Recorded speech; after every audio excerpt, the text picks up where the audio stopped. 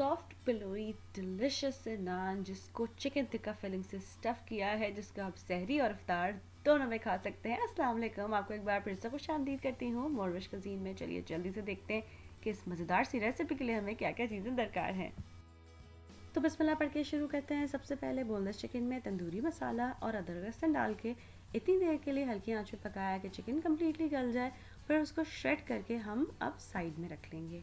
फिर एक बोल में यहाँ पे थोड़ा सा गर्म पानी के साथ उसके अंदर ईस्ट डाल रही हूँ, खमीर, ताकि वो थोड़ी देर के लिए फूल जाए। फिर उसके अंदर मैदा, नमक और दही शामिल कर रही हूँ। इसके साथ साथ एक आलू को उबाला, उसको बहुत अच्छा सा मैश किया और वो उसके अंदर डाल रही हूँ। मक्खन डाला है और बेकिंग पाउडर।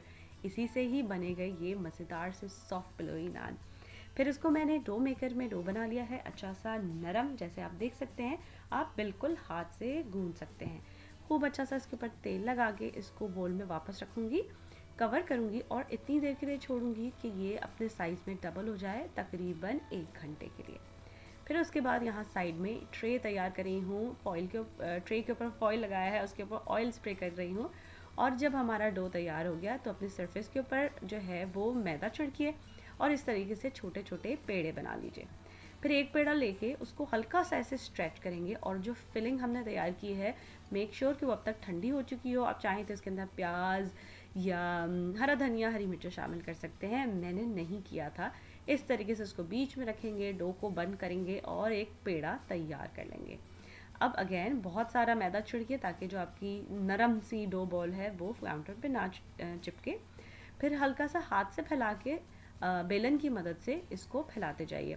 क्योंकि ये अभी ही आपने बनाया है, इसके अंदर एयर पॉकेट्स हैं, यानी थोड़ी हवा है। तो बस हल्का सा ही, जितना ये स्ट्रेच है उतना करके इसके ऊपर जो हमने ट्रे तैयार की है उसके ऊपर रखते जाइए।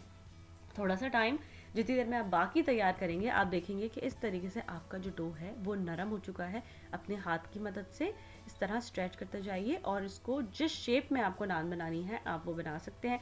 मैंने ज़रा टेयर ड्रॉप शेप बनाई है। फिर इस तरह अपने हाथ के एजेस से इस तरीके से इसके अंदर ओरिजिनल नान का लुक दे दीजिए। आप इसके लिए एक टूल भी आता है, आप चाहें तो वो भी यूज़ कर सकते हैं। ऊपर मैंने बटर ब्रश किया है और फिर इसके ऊपर मैं सेसमी सीड्स यानी तिल छिड़क रही हूँ।